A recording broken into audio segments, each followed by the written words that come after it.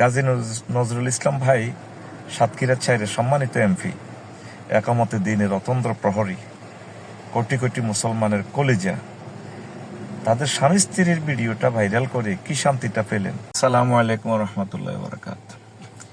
ওমর রাদিয়াল্লাহু তাআলা আনহু, ওনার কয়েকজন স্ত্রী ছিল, এর ভিতরে একজন স্ত্রী খুব ভালো ছিল, মানে বেশি মহব্বত থাকতো। কোথায় সফরে গেলে ওই ওয়াইফ গেটের বাইরে এসে হাত নেড়ে ওনাকে ফেয়ারওয়েল জানাতেন। কি ভালোবাসা! পরে অবশ্য সম্পর্কটা টেকেনি, তিনি তালাক দিয়েছেন।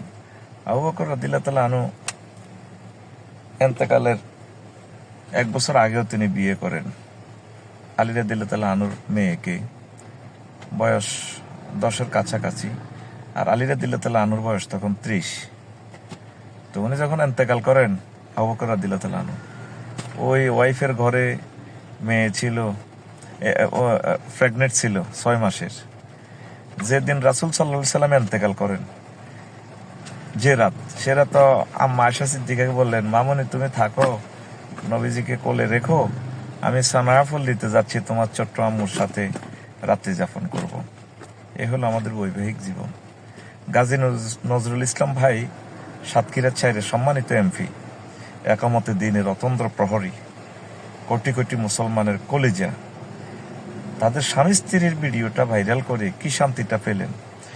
আর মিডিয়া এমনভাবে লিখতেছে যেন মাস্তি মারতেছে আর কি।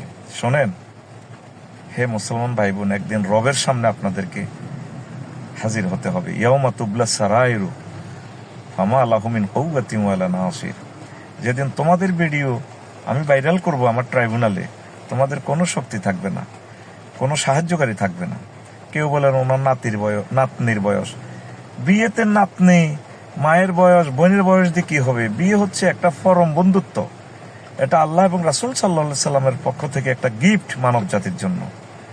এইভাবে বিবাহিত জীবনের এই অন্তরঙ্গ মুহূর্তগুলো ভাইরাল করে প্রতিটা ভালো মানুষও বেফরোয়া হয়ে যাবে।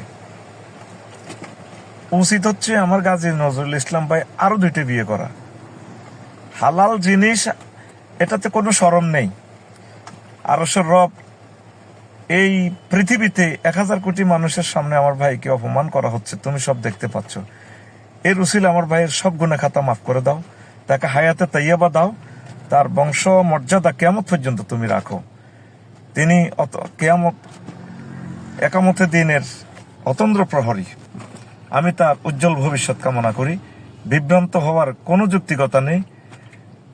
ভিডিও যেভাবে ভাইরাল হইতে থাক। এগুলো যারা করতেছ, রবের সামনে একদিন তোমাদেরকে জবাব দিতে হবে।